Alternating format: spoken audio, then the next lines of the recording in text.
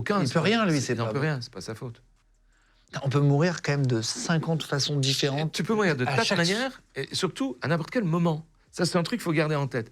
Bien profiter de la vie tant qu'elle est là, parce que tu peux mourir n'importe quand, de n'importe quoi, alors que tu n'en sais rien. Tu peux même mourir d'une pathologie cardiaque qui est en train de te toucher, que tu n'en sais rien, et qu'on ne connaîtra que l'autopsie, parce que le diagnostic, c'est l'autopsie.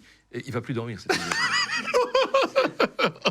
Je me touche la tête tous les 20 secondes, il m'angoisse. J'ai vu Boxo aujourd'hui. Aïe, Non, mais aïe, tu aïe. sais qu'en plus, moi, je suis très prévoyant. Je regarde toujours quand je sors, je regarde s'il n'y a pas des pots de fleurs. J'ai trop vu de vidéos.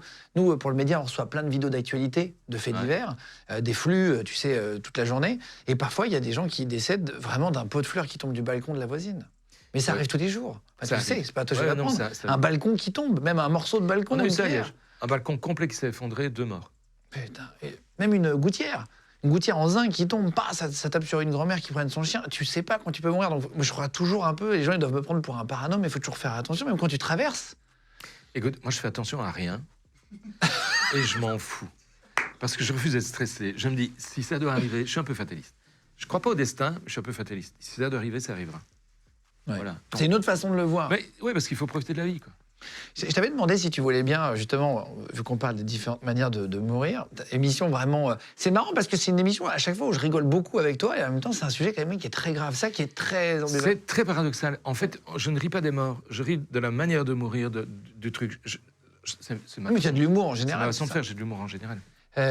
Si on t'avait demandé du coup de préparer le top 5 des pires façons de mourir, on s'était posé la question, c'est mais attends, c'est quoi vraiment les pires morts? Est-ce que tu pourrais nous le dire de la 5e à la première, d'après toi, et pourquoi c'est pas une bonne mort? C'est difficile de les classer. Mais d'abord, bouffer par un cochon, c'est pas marrant. Si tu tombes dans une auge à cochon, méfie-toi, ces biais-là, ils te bouffent en un clin d'œil. Hein. Vivant? Ouais.